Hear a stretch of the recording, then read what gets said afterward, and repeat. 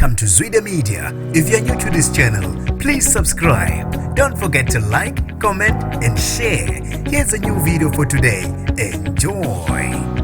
Usale ushaqekile umphakathi waseMpumalanga ePinari kubulawa ngesikhulu ihluku Iphoyisa ebelineminyaka engu45 emzini walo oseMpumalanga ePinari. Nginibingelele ngiphinde nginamukele kuphina kuphi lanibona khona le video. Mangoqala sijonele likhasi wamuyelekele igama lami ngosibonga konke wakandwanda Mothanda ungangibiza intatheli kaYouTube. Namanje usashaqekile umphakathi waseMpumalanga ePinari ngokubulawa kwePhoyisa ebelineminyaka engu45 okusolwa ukuba lihlaselwe ngabantu emzini walo oseMpumalanga ePinari maqede balidubula amahlandla amahlanu labe selishonela khona lapho bebe sebelithatha belishushumbisa beyolahla ehlathini. Kanti ke ukubulawa kwaleli Phoyisa namanje akaziwa. Kube sekuboshwa basola ababili abamataniswa ngokubulawa kwalo lePhoyisa emva kokubanjwa kwezinto isibhamu sePhoyisa kanye nomakhale ekhukhwini walo leli Phoyisa obekuse montweni. Kube sekuboshwa owesifazane oneminyaka engu29 osolakala ngokuba ingxenye yabasola bokubulala leli Phoyisa. Utholakala ebhace